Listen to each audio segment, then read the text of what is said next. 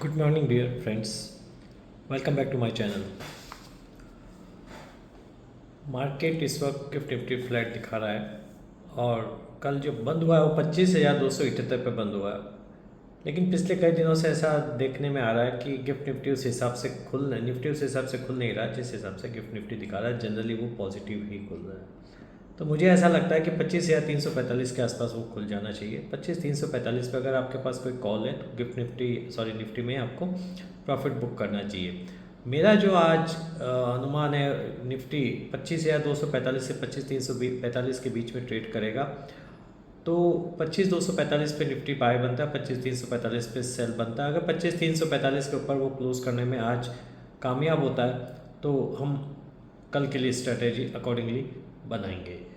तो मार्केट क्या करता है या क्या नहीं करता है वो मार्केट को पता है, हमको उसको सिर्फ प्रीएम्प्ट करना होता है। अगर हम प्रीएम्प्ट भी ठीक कर लेते हैं तो भी हम सक्सेसफुल है।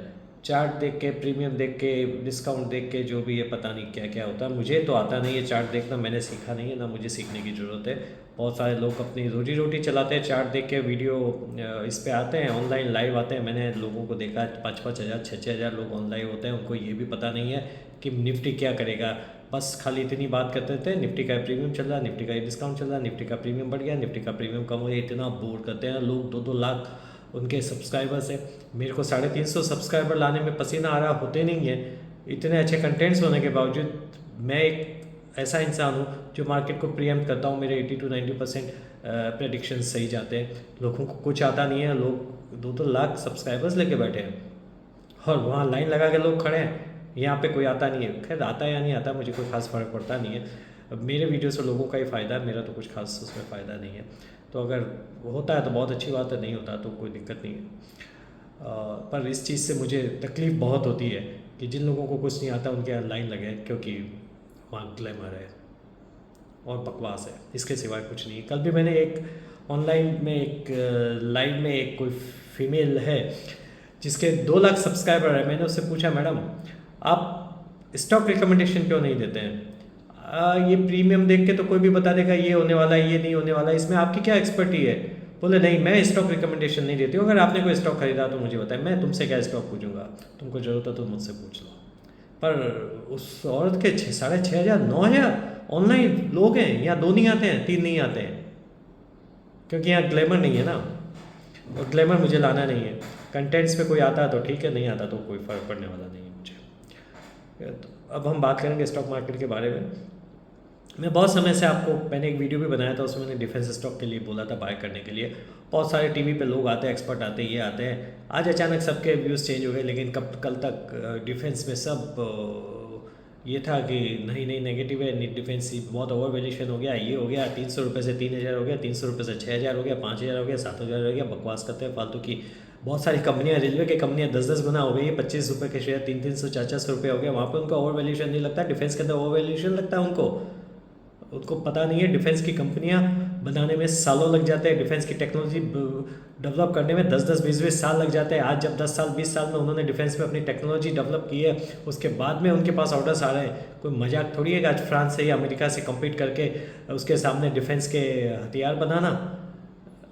तो लोगों को समझ में नहीं आता, लोग मजाक करते हैं। रेलवे की कंपनियां ऊपर जाती है, जो भी है उनको जो भी ऑर्डर्स मिलते हैं उसमें कोई बहुत ज़्यादा टेक्निकल नो हाउ की ज़रूरत नहीं होती। ठीक ठाक है, वो एक नॉर्मल इंजीनियरिंग है। जैसे रोड कंस्ट्रक्शन किया जाता है उसी तरह का कोई इंजीनियरिंग है। डिफेंस के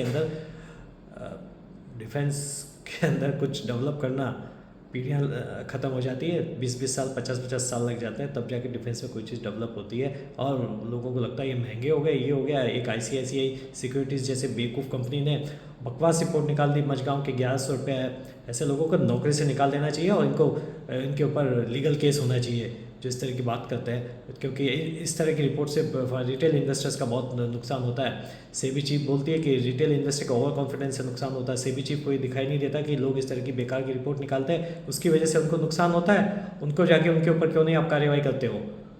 पर आप क्या कार्रवाई करोगे? आप लोग तो खुद ये चाहते हो कि इस तरह की रिपोर्ट्स आए और मार्केट में इस तरह का मैनिपुलेशन है। मैनिपुलेशन रोकने के लिए सेबी जैसी संस्थाएं बनी हैं, लेकिन इन सब चीज़ों से मैनिपुलेशन होता है मार्केट का।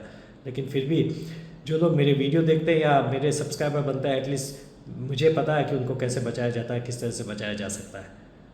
तो मैं आपको एक प्रोटेक्शन प्रोवाइड करता हूँ। एक कवच प्रोवाइड करता हूँ। मैंने बजट के दिन भी ये बताया था, मैंने इवन जिस दिन इलेक्शन रिजल्ट्स आए थे उसके पहले भी मैंने यही बोला था कि मार्केट कितना गिरेगा, कहाँ से बाउंस करेगा, क्या होगा। मेरे सारे प्रीएम्प्ट हुए थे और मेरे ने जैसे बोला वैसे ही हुआ। तो आज के लिए जो बाय बनता है वो हिंदुस्तान एरोनॉटिकल्स लिमिटेड बनता है। हिंदुस्तान एरोनॉटिकल्स लिमिटेड को 26,000 करोड़ का ऑर्डर मिला है और वो उसका आज किसी ब्रोकिंग हाउस ने 6,000 का टारगेट दिया, तो मैं तो 6,500 का टारगेट बहुत पहले से दे चुका हूँ। मेरा पिछला एक वीडियो देख लीजिए।